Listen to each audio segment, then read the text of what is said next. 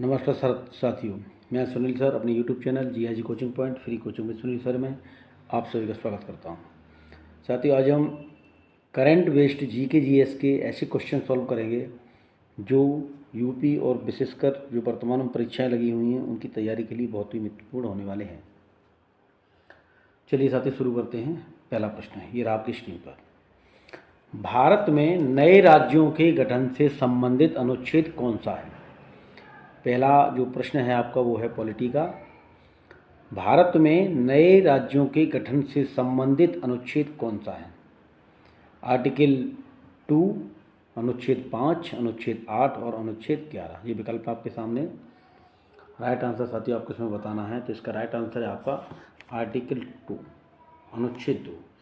साथियों, अनुच्छेद 2, 3 और 4 ये भारत में नए राज्यों के गठन से संबंधित हैं। यहाँ आपके विकल्प में अनुच्छेद 2 दिख रहा है, तो केवल अनुच्छेद 2 इसका सही उत्तर होगा।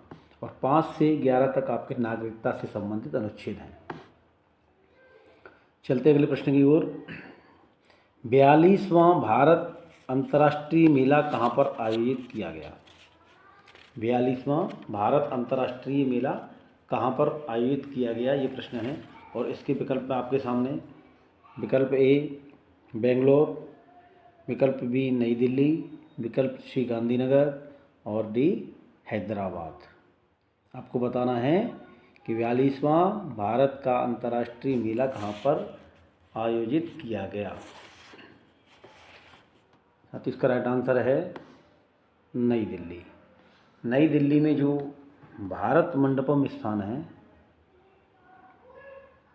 भारत मंडपम, यहाँ पर ये बनाया गया था के लिए आपका G20 का जो सम्मेलन हुआ था उसके लिए। और बाद में इसमें जब बरसात हुई तो पानी भरा हुआ दिखाई दिया था। तो यही भारत मंडपम में, ये कहाँ पर है? ये नई दिल्ली में। यहाँ पर ही भारत का 42वां अंतर्राष्ट्रीय मेला आयोजित किया गया है। चलते साथियों अगले प्रश्न की ओर। अगला प्रश्न है आपका, सूर्य किरण संयुक्त सैन्य अभ्यास किस देश के साथ आयोजित किया गया? सूर्य किरण संयुक्त सैन्य अभ्यास किस देश के साथ आयोजित किया गया, ये बताना है आपको। विकल्प ए भूटान, बी मॉरिशस, सी नेपाल और डी बांग्लादेश। साथ ही इसका राइट आंसर है नेपाल। सूर्य किरण सैन्य अभ्यास नेपाल देश के साथ आयोजित किया गया। और कहाँ पर किया गया? ये उत्तराखंड में। उत्तराखंड में आपका आयोजित किया गया, उत्तराखंड के पिथौरागढ़ में।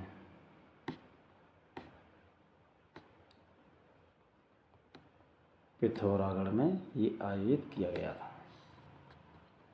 कब? ये 24 नवंबर को आयोजित किया गया। चलते हैं अगले प्रश्न की ओर। अगला प्रश्न है, CNG mobile refuelling unit, CNG mobile refilling unit Uttar Pradesh के किस शहर में शुरू की गई है? मोबाइल का मतलब क्या है? चलती फिरती। मोबाइल का मतलब ये नहीं हैंडफोन नहीं। मोबाइल का मतलब सीएनजी का एक चलती फिरती रिफिलिंग यूनिट है। वो कहाँ पर किस शहर में शुरू की गई है? विकल्प आपके सामने। ए लखनऊ, बी प्रयागराज, सी आगरा और डी वाराणसी।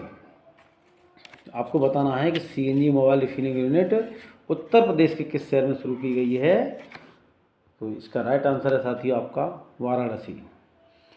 यहाँ पर जो आपके केंद्रीय मंत्री हरदीप सिंह पुरी हैं, उन्होंने वाराणसी के रविदास घाट पर, वाराणसी में कई घाट हैं, 80 घाट है,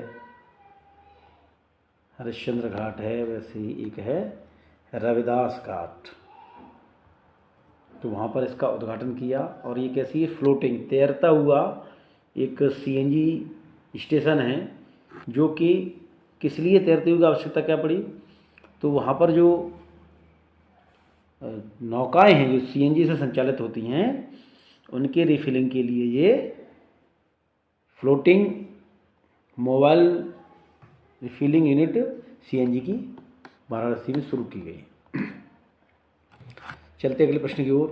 किस तिथि को उत्तराखंड का स्थापना दिवस मनाया जाता है? उत्तराखंड आपका उत्तर प्रदेश से कब अलग हुआ था? तो 13 पर्वतीय जिलों को लेकर ये अलग हुआ था। 13 पर्वतीय जिले हमने आपको पिछले जो यूपीएससी बेस्ड क्वेश्चन वो था टेस्ट है उसमें ये बताया, आप देख सकते हैं। उत्तर प्रदेश का special GK GS practice set 2 में उसका लिंक आपके डिस्क्रिप्शन में डाल दूंगा। तो 13 पर्वतीय जिलों को लेकर बना था क्या? उत्तराखंड, उत्तर प्रदेश से कटकर बनाया गया था उत्तराखंड 13 पर्वतीय जिलों को मिलाकर। तो ये जो है कब बनाया गया था? तो ये बनाया गया था आपका 9 नवंबर 2023 9 नवंबर सन 2000 को ये बना था। इसलिए प्रतिवर्ष 9 नवंबर को उत्तर प्रदेश अपना स्थापना दिवस मनाता है। चलते हैं साथियों अगले प्रश्न की ओर। और अगला प्रश्न है आपका, अबुआ वीर दिसोम अभियान की शुरुआत किस राज्य में की गई? ये क्या है? अबुआ वीर दिसोम है क्या, और इसकी शुरुआत किस राज्य में की गई? तो विकल्प में आपके सामने ए छत्तीसगढ़, बी उड़ीसा, सी तेलंगाना और डी झारखंड। साथ ही इसका राइट आंसर आपका झारखंड राज्य में ये अभियान शुरू किया गया। अब ये अभियान है क्या? तो ये नवंबर में शुरू किया गया झारखंड में, जब वहाँ के मुख्यमंत्री हेमंत सोरेन जी थे। और इसका लक्ष्य क्या है कि वनवासियों के लिए जो उनके आवेदन होते हैं उनके लिए प्रचार सामग्री है, ऐप और वेबसाइट का लोकार्पण किया गया, जिससे क्या है कि इसके तहत वनवासियों को भूमि पट्टा का स्वामित्व वितरित किया जाएगा। इसके लिए ये वनवासियों को भूमि की स्वामित्व का पट्टा वितरित करने के लिए अभियान शुरू किया गया है अबुआ वीर दिसोम। कहाँ पर? ये आपके झारखंड राज्य में। चलते अगले प्रश्न की ओर। 1 नवंबर को किस राज्य का स्थापना दिवस मनाया जाता है? 1 नवंबर को विकल्प में आपके सामने ए आंध्र प्रदेश, बी कर्नाटक, सी उड़ीसा और डी उत्तर प्रदेश। साथ ही इसका राइट आंसर है आपका कर्नाटक। कर्नाटक, अभी कर्नाटक जो है ये 1 नवंबर 1956 को ये राज्य का इसको दर्जा दिया गया था। और ये इसीलिए प्रतिवर्ष 1 नवंबर को अपना स्थापना दिवस मनाता है। कौन? कर्नाटक। चलते अगले प्रश्न की ओर। और अगला प्रश्न ये रहा आपकी स्क्रीन पर, पश्चिम बंगाल के बाद किस राज्य सरकार ने सौरभ गांगुली को पर्यटन का ब्रांड एम्बेसडर नियुक्त किया है? इसका मतलब एक प्रश्न तो ये हो गया कि पश्चिम बंगाल सरकार ने भी सौरभ गांगुली को अपना ब्रांड एम्बेसडर नियुक्त किया है। उसके बाद किस राज्य ने ब्रांड एम्बेसडर नियुक्त किया पर्यटन का, वो बताना है आपको। विकल्प आपके सामने ए उत्तराखंड, बी हिमाचल प्रदेश, सी त्रिपुरा और डी नागालैंड। साथ ही इसका राइट आंसर है आपका त्रिपुरा। त्रिपुरा स्टेट ने भी सौरभ गांगुली को अपने राज्य का पर्यटन का ब्रांड एम्बेसडर बनाया है, ये हमें याद रखना है। चलते हैं अगले प्रश्न की ओर। अगला प्रश्न ये रहा आपकी स्क्रीन पर, निम्नलिखित में से किसको हाल ही में मुख्य सूचना आयुक्त के रूप में नियुक्त किया गया है? विकल्प में आपके सामने ए राजेंद्र मेमन, बी सुरेंद्र कुमार अथाना, सी हीरालाल सामरिया और डी गिरीश चंद्र मुर्मू। इन सब के बारे में भी थोड़ा थोड़ा जानेंगे कौन हैं। साथियों विकल्प हैं आपके सामने राजेंद्र मेमन, बी सुरेंद्र कुमार अस्थाना, सी हीरालाल सामरिया और डी गिरीश चंद्र मुर्मू। तो इसका राइट आंसर है साथियों हीरालाल सामरिया। इनको जो है 6 नवंबर 2023 को मुख्य सूचना आयुक्त के तौर पर नियुक्त किया गया है। और ये राजेंद्र मेनन कौन है आपके? तो ये आपके दिल्ली उच्च न्यायालय के पूर्व न्यायाधीश हैं, जिनको कि सशस्त्र बल न्यायाधिकरण के अध्यक्ष के रूप में फिर से नियुक्त किया गया है राजेंद्र मेनन जी को। और आपके सुरेंद्र कुमार अस्थाना कौन हैं आपके? तो ये संयुक्त राष्ट्र में प्रशासनिक और बजटीय प्रश्नों पर जो सलाहकार समिति बनी है उसके हाल ही में मेंबर चुन लिए गए हैं। आपके गिरीश चंद्र मुर्मू कौन है? ये जो आपके पूर्व कैग थे, कंट्रोलर एंड ऑडिटर जनरल थे, इनको जो है संयुक्त राष्ट्र लेखा परीक्षक पैनल में उपाध्यक्ष बनाया गया। किसको? गिरीश चंद्र मुर्मू को। चलते हैं अगले प्रश्न की ओर। भारत के किस प्रमुख कारोबारी को सहारा श्री के नाम से भी जाना जाता था? जाना जाता था, ये याद रखना, जाना जाता था। तो ये सहारा श्री के नाम से कौन जाने जाते थे, ये बताना है आपको। और साथियों, ये सहारा श्री बहुत समय तक भारतीय जो राष्ट्रीय क्रिकेट टीम में उसके प्रायोजक भी रहे। सहारा लिखा रहता था आपका, स्टार बना हुआ। तो वो कोई और नहीं, वो थे आपके शुभव्रत राय। अभी चर्चा में क्यों है? क्योंकि ये हाल ही में इनका निधन हो गया है, इसके लिए ये इनसे संबंधित प्रश्न बन सकता है। चलते हैं अगले प्रश्न की ओर। सुप्रीम कोर्ट की पहली महिला न्यायाधीश कौन थी? यदि ये प्रश्न आपको पता है फैक्ट तो आप तुरंत बता देंगे। विकल्प आपके सामने: फातिमा बीबी, बी सुनीता विलियम्स, सी किरण बेदी और डी आरती शाह। तो इसका राइट आंसर है साथियों फातिमा बीबी। ये चर्चा में क्यों है? ये सुप्रीम कोर्ट की पहली महिला न्यायाधीश रहीं, पहली मुस्लिम महिला न्यायाधीश भी थी, मुस्लिम महिला न्यायाधीश भी थी।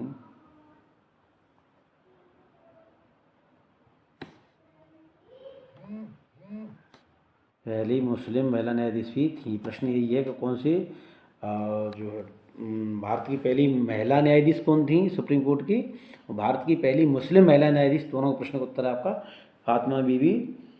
और ये जो है इनका हाल ही में निधन हो गया। ये 96 वर्ष की थी और ये तमिलनाडु की राज्यपाल भी रही थी। फिर तमिलनाडु के जो राज्यपाल के रूप में वहाँ का विश्वविद्यालय था उसके चांसलर भी रही थी। चलते हैं अगले प्रश्न की ओर। थ्रेड बाय थ्रेड नामक पुस्तक किसने लिखी है? करंट की जो पुस्तकें होती हैं वो भी काफ़ी महत्वपूर्ण होती हैं, तो उनसे संबंधित प्रश्न भी आता है। पुस्तक है आपकी thread by thread. Thread by thread. इस पुस्तक के लेखक कौन हैं ये बताना है आपको। विकल्प है आपके सामने: ए झुंपा लाहिड़ी, बी चेतन भगत, सी सत्य सरन और डी गीता रामास्वामी। साथ ही इसका राइट आंसर है आपका सत्य सरन। सत्य सरन जी ने किताब लिखी है थ्रेड बाय थ्रेड। चलते हैं अगले प्रश्न की ओर। राष्ट्रीय बाल दिवस किस तिथि को मनाया जाता है? 5 नवंबर, 14 नवंबर, 15 नवंबर और 16 नवंबर। विकल्प आपके सामने, आपको बताना है राष्ट्रीय बाल दिवस किस तिथि को मनाया जाता है। बहुत ही सरल प्रश्न है साथियों। ये है आपका 14 नवंबर, और ये चाचा नेहरू की जो जन्म जयंती है उन्हीं के जन्म दिवस के अवसर को बाल दिवस के रूप में मनाते हैं, क्योंकि वो बच्चों को बहुत प्यार करते थे और इसीलिए उन्हें प्यार से बच्चे चाचा नेहरू कहते थे। अब आते हैं कि ये 5 नवंबर क्या है? तो ये विश्व सुनामी जागरूकता दिवस है। क्या है?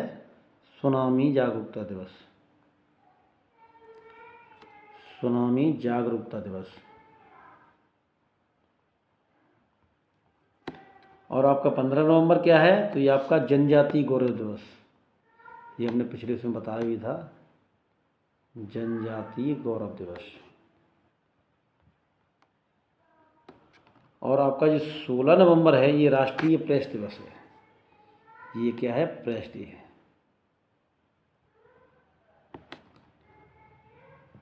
Press day. चलते हैं अगले प्रश्न की ओर। मिशन लाइफ किससे संबंधित है? मिशन लाइफ किससे संबंधित है ये बताना है आपको।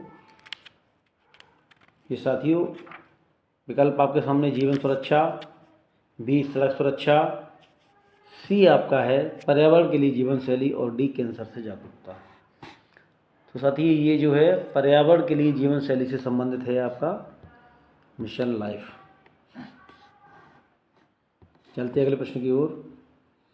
सीखो और कमाओ योजना को किस मंत्रालय द्वारा शुरू किया गया है? सीखो और कमाओ योजना को किस मंत्रालय द्वारा शुरू किया गया है? विकल्प है आपके सामने: ए महिला विकास मंत्रालय, बी अल्पसंख्यक कार्य मंत्रालय, सी ग्रामीण रोजगार मंत्रालय और डी आपका शिक्षा मंत्रालय। योजना कौन सी है? सीखो और कमाओ। योजना है सीखो और कमाओ। ये किस मंत्रालय द्वारा शुरू की गई है? तो साथियों ये शुरू की गई है आपके अल्पसंख्यक कार्य मंत्रालय द्वारा। अल्पसंख्यक कार्य मंत्रालय द्वारा इस शुरू योजना की गई है। इस योजना में क्या है कि 14 से लेकर 45 वर्ष के जो युवा हैं अल्पसंख्यक, उनको कौशल को उनकी क्षमताओं में वृद्धि करनी है। वर्तमान आर्थिक रुझान और विपणन योग्यता के आधार पर इन्हें पारंपरिक कौशल में उन्नत बनाना है, जिससे कि ये सीखने के बाद अपनी आजीविका चला सकें। और सीखो और कमाओ का यही मोटो है। चलते हैं अगले प्रश्न की ओर। गहरे समुद्र की खोज के लिए भारत का पहला मानव युक्त मिशन कौन सा है? ये बताना है आपको। विकल्प है आपके सामने समुद्र मिशन समुद्र खोज, समुद्रयान परियोजना, रत्नगर्भा परियोजना और मिशन सागर। साथ इसका राइट आंसर है आपका समुद्रयान परियोजना। समुद्रयान परियोजना। चलते अगले प्रश्न की ओर। समुद्रयान परियोजना को लागू करने वाला नोडल मंत्रालय कौन सा है? देखिए साथी, ये समुद्रयान परियोजना जो है ये बहुत सारी संस्थाओं की बहुत सारी संस्थाएं मिलकर इस मिशन को शुरू कर रही हैं और ये बहुत ही महत्वाकांक्षी मिशन है। इसमें बहुत सारी संस्थाओं का सहयोग है, लेकिन एक नोडल इसका जो मंत्रालय, जो प्रमुख मंत्रालय इसको लीड कर रहा है वो कौन है, ये बताना है आपको। विकल्प में आपके सामने ए जल संसाधन मंत्रालय, बी समुद्र विज्ञान मंत्रालय, सी पृथ्वी विज्ञान मंत्रालय और डी रक्षा मंत्रालय। साथ इसका राइट आंसर है आपका पृथ्वी विज्ञान मंत्रालय, सी ऑप्शन, पृथ्वी विज्ञान मंत्रालय इसका राइट आंसर है। चलते हैं अगले प्रश्न की ओर। Indian post payment bank, Indian post payment bank की स्थापना किस मंत्रालय के तहत की गई है? आपको बताना ये है कि इंडियन पोस्ट पेमेंट बैंक है, उसकी स्थापना किस मंत्रालय के तहत की गई है, ये बताना है आपको। विकल्प आपके सामने वाणिज्य मंत्रालय, डाक विभाग, संचार मंत्रालय, गृह मंत्रालय और वित्त मंत्रालय। इंडियन पोस्ट पेमेंट बैंक की स्थापना किस मंत्रालय के तहत की गई है? तो आपका इसका राइट आंसर है डाक विभाग, संचार मंत्रालय के अंतर्गत इसकी स्थापना की गई है। चलते हैं साथियों अगले प्रश्न की ओर। अगला प्रश्न है आपका, इंडियन पोस्ट पेमेंट बैंक को कब लॉन्च किया गया था? विकल्प आपके सामने ए 1 सितंबर 2018, 10 दिसंबर 2020, 2 अक्टूबर 2021 और 15 अगस्त 2018। इसको आपको पता है राइट, तो ये आप लगा पाएंगे। साथियों महत्वपूर्ण प्रश्न है, ये आपको याद रखना है। इंडियन पोस्ट पेमेंट बैंक को कब लॉन्च किया गया? तो ये लॉन्च किया गया आपका 1 सितंबर 2018 को, और ये डाक विभाग संचारालय मंत्रालय के अधीन लागू किया गया है। और इसमें जो है स्वामित्व है वो भारत सरकार का स्वामित्व है 100%, 100% स्वामित्व किसका? भारत सरकार का। और इसमें 2 लाख रुपए तक नकद जमा हो सकते हैं। इससे अधिक रुपए अगर में जमा किए तो वो ऑटोमेटिकली आपका जो सेविंग अकाउंट होगा उसमें ट्रांसफ़र हो जाएंगे डाक खाने के या पोस्ट ऑफिस के। जो आपका सेविंग अकाउंट होगा उससे ये कनेक्टेड रहेगा। 2 लाख से अधिक जमा हुए तो उसमें अपने आप ट्रांसफ़र हो जाएंगे। और इसकी जो है स्थापना एक समिति बनी थी, नचिकेत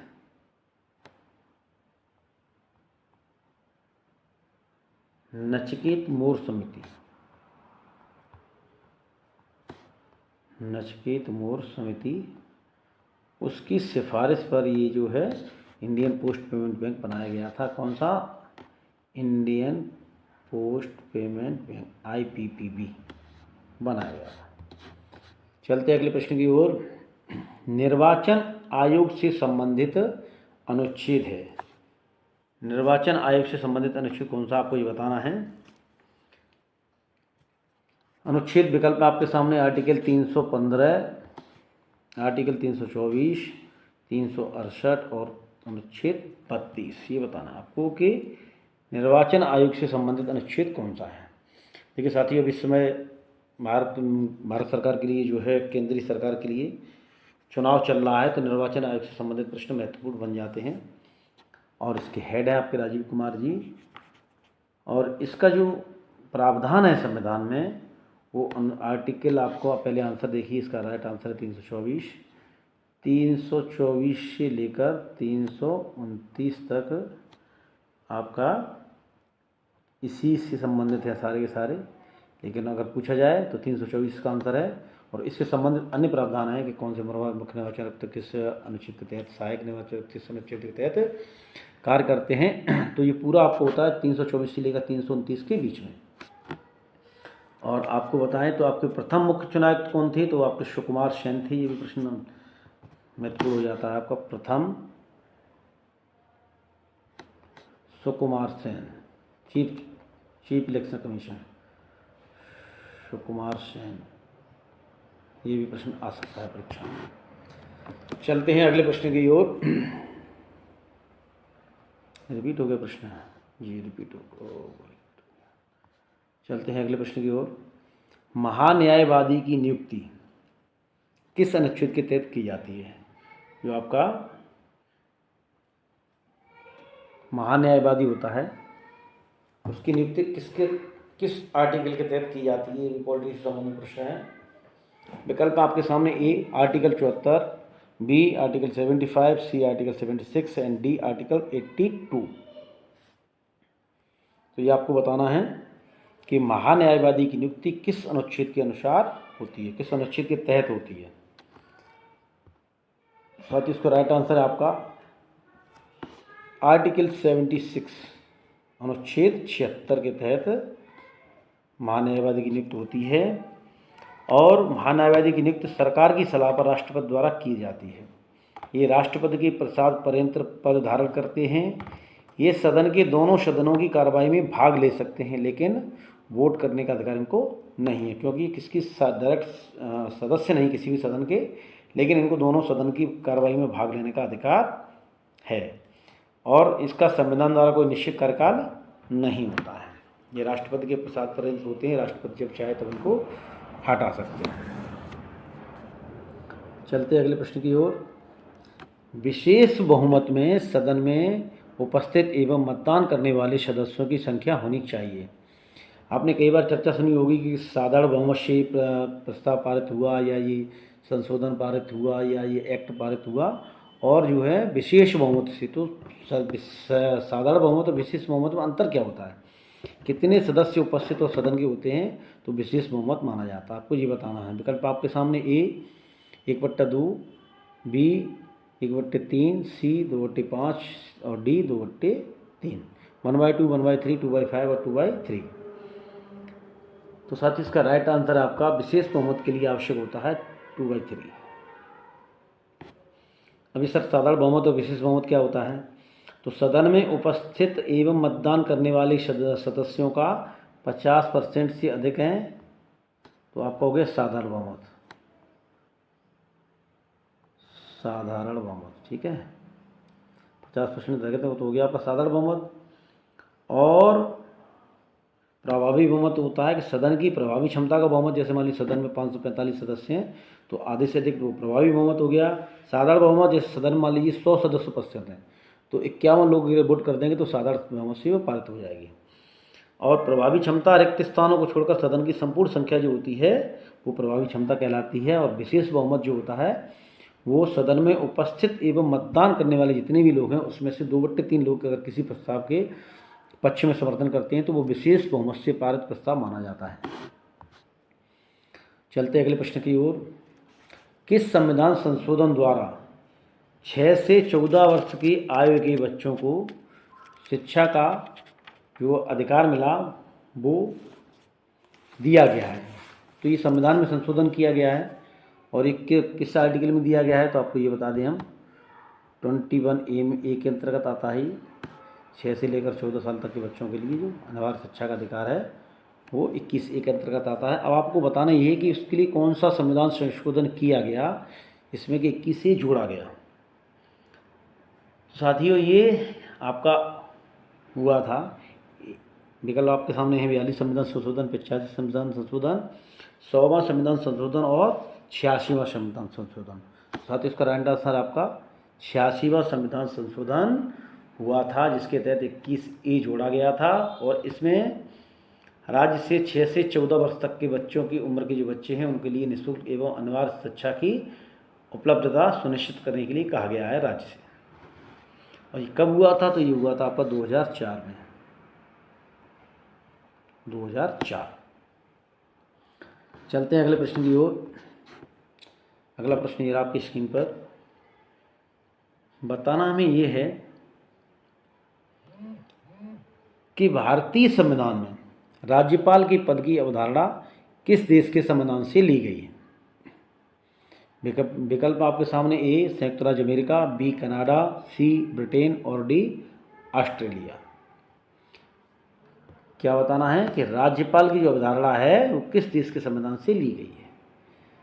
साथियों, राज्यपाल की जो अवधारणा हमने ली है वो है आपके कनाडा के संविधान से, जहाँ के अभी पीएम कौन है? Justin Trudeau. तो वहाँ से हमने ली थी। और जो है लोक सेवा आयोग का वो हमने 1935 का अधिनियम से लिया गया है और प्रस्तावना ऑस्ट्रेलिया के संविधान से ली गई। ब्रिटेन के संविधान से बहुत कुछ लिया गया है और भारतीय संविधान का ज़्यादातर भाग बना हुआ है वो भारत सरकार अधिनियम 1935 से लिया गया है। ठीक है, 1935 से ज़्यादातर भाग लिया गया है, लेकिन जो राज्यपाल का प्रावधान लिया गया है वो कहाँ से लिया गया है? कनाडा के संविधान। चलते हैं अगले प्रश्न की ओर।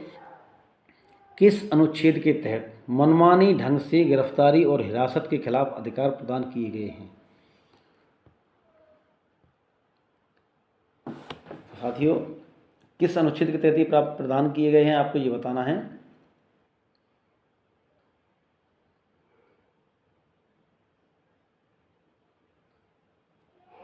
विकल्प आपके सामने हैं अनुच्छेद 21, अनुच्छेद 14, अनुच्छेद 32, अनुच्छेद 22। इसका साथियों राइट आंसर है आपका अनुच्छेद 22 में लेकर 1 से लेकर 6 तक ये अधिकार दिए गए हैं, लेकिन 32 का जो क्लॉज 2 है अगर वो होता तो उसमें भी ऐसे प्रावधान आपके लिए दिए गए हैं, लेकिन मुख्य रूप से किसमें है? अनुच्छेद 22 में। चलते अगले प्रश्न की ओर। भारत का आर्थिक इतिहास नामक पुस्तक किसने लिखी है? भारत का आर्थिक इतिहास नामक पुस्तक किसने लिखी है, हमें ये बताना है। इकोनॉमिक हिस्ट्री ऑफ इंडिया नामक पुस्तक किसने लिखी है? ये लिखी गई थी 1902 में। और किसने लिखा था ये बताना है आपको। विकल्प आपके सामने ए रमेश चंद्र दत्त, बी दादाभाई नौरोजी, सी गोपाल कृष्ण गोखले और डी बदरुद्दीन तैयब जी। साथ ही इसका राइट आंसर आपका RC दत्त, रमेश चंद्र दत्त साहब थे। इन्होंने जो है 1902 में जो है किताब लिखी थी। और RC दत्त के बारे में कुछ बता दें आपको तो ये प्रसिद्ध अर्थशास्त्री थे, इतिहासकार भी थे और उस समय के वह जीनियस व्यक्ति थे। इन्होंने ICS की परीक्षा उस समय उत्तीर्ण की थी और ये 1899 में जो अधिवेशन हुआ था यूपी में, उसके शायद मेरठ में हुआ था, वहाँ की अध्यक्ष भी थे 1899 के अधिवेशन के।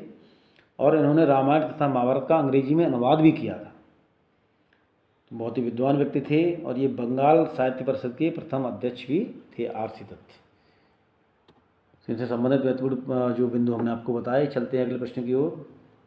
होम रूल लीग की स्थापना मतलब शुरुआत किसने की? होम रूल लीग की जो शुरुआत है वो किसने की थी ये बताना है आपको। विकल्प आपके सामने बाल गंगाधर तिलक, गोपाल कृष्ण गोखले, महात्मा गांधी और जवाहरलाल नेहरू। साथ ही इसका राइट आंसर है आपका BG तिलक साहब, बाल गंगाधर तिलक ने, जो कि आपके गरम दल के नेता थे। इन्होंने होम रूल की स्थापना की थी महाराष्ट्र में। फिर बाद में दक्षिण में एनी बेसेंट ने भी शुरू की और लाल बाल पाल के अंतर्गत आते थे ये गरम दल के नेता थे। गरम दल के नेता थे, इनके साथ कौन था? लाल बाल पाल में से आते थे लाला लाजपत राय, बाल गंगाधर तिलक और विपिन चंद्र पाल। चलते हैं अगले प्रश्न की ओर। अगला प्रश्न ये रहा आपकी स्क्रीन पर। सबसे प्राचीन ग्रंथ कौन सा है? सबसे प्राचीन वैदिक ग्रंथ कौन सा है? वैदिक ग्रंथ भी कहें या प्राचीन ग्रंथ भी कहें तो भी यही होगा उत्तर आपका यजुर्वेद, सामवेद, ऋग्वेद और अथर्ववेद। तो आपको पता है सबसे प्राचीन वेद कौन सा आपका? ऋग्वेद। तो ऋग्वेद ही सबसे प्राचीन वैदिक ग्रंथ है और सबसे प्राचीन ग्रंथ भी ऋग्वेद ही है। और इस ऋग्वेद में आर्यों का एक सांस्कृतिक समुदाय के रूप में उल्लेख किया गया है। इसमें और ईरानी जैन ग्रंथ अविस्ता में काफ़ी समानता है। और इस ऋग्वेद में ही नदियों में जो श्रेष्ठ नदी है उसको सरस्वती के रूप में बताया गया है, नदीत्वमा जिसको कहा गया है। चलते हैं अगले प्रश्न की ओर। किस संप्रदाय में बुद्ध को भगवान के रूप में पूजा जाता है? विकल्प है आपके सामने, हीनयान, महायान, वज्रयान या तारापंथी। साथियों, अगर आपको बुद्ध धर्म के बारे में और डिटेल में पढ़ना है तो मैंने एक क्लास ले रखा है, मैं उसका लिंक भी इसके डिस्क्रिप्शन में डालूंगा, आप उसको विस्तार से देख सकते हैं। बौद्ध धर्म से संबंधित जो भी महत्वपूर्ण प्रश्न है उस लेक्चर में आपको समझ में आ जाएंगे। साथियों, ये है आपका महायान। अब हीनयान महायान में क्या अंतर है आपका? तो हीनयान जो था वो बुद्ध की मौलिक शिक्षाओं में विश्वास करता था, मौलिक शिक्षाओं में विश्वास करता था और बुद्ध को जो है महापुरुष तो मानता था लेकिन भगवान नहीं मानता था, चमत्कार पर भरोसा नहीं करता था मौलिक सिद्धांतों पर। महायान क्या था? चमत्कार पर भरोसा करना इसने शुरू कर दिया और बुद्ध को इसने भगवान के रूप में पूजना भी शुरू कर दिया। जबकि आपका जो वज्रयान था ये जादू टोने से संबंधित था, ये आपके जादू टोने से संबंधित था और यही वज्रयान वाली ताराबंदी कहे जाते हैं। ये भी एक ही चीज़ को मान सकते हैं आप, किसको? वज्रयान और तारापंथी, या इनको आप कह सकते हैं जादू टोने के मानने वाले लोग हुआ करते थे। चलते हैं अगले प्रश्न की ओर और ये है आपका आज का अंतिम प्रश्न।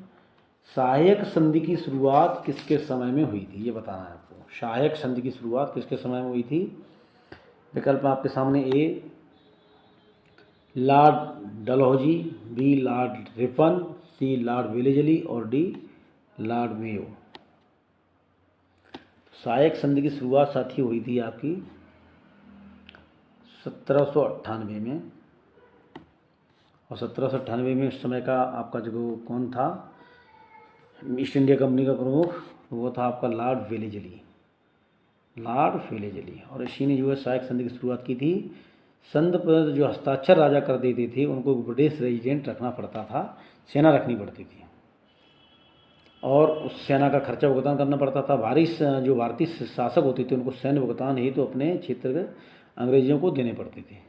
ये कहा जाता था कि आपको एक रेजिमेंट रखनी पड़ेगी अंग्रेजों की, उसका जो खर्चा चलेगा उसके लिए आप क्षेत्र देंगे, वहाँ से टैक्स लेकर उसका रेजिमेंट का खर्चा चलाया जाएगा। इसी को सहायक संधि कहते थे। मतलब सैनिक रहेंगे अंग्रेजों के, आपकी रक्षा के लिए रहेंगे और आपको उनका खर्चा देना पड़ेगा। अंग्रेजों को ये फ़ायदा था कि उस देश में दखल भी दे रहे हैं, टैक्स का कलेक्शन भी कर रहे हैं और अपनी सेना भी है, जो ज़रूरत पड़ेगी तो अपने काम आएगी। इसी का साथी इसमें जो आपका टेस्ट था, मैंने जो अति महत्वपूर्ण 30 क्वेश्चन इसमें मैं आपके साथ लेकर आया हूँ। आपको यदि हमारा पैटर्न पसंद आया हो तो आप हमारे YouTube channel GIG coaching point free coaching with Sunil sir को लाइक कीजिएगा। Thank you for watching our YouTube channel GIG coaching point free coaching with Sunil sir. For regular updates like share and subscribe our YouTube channel. Thank you so much.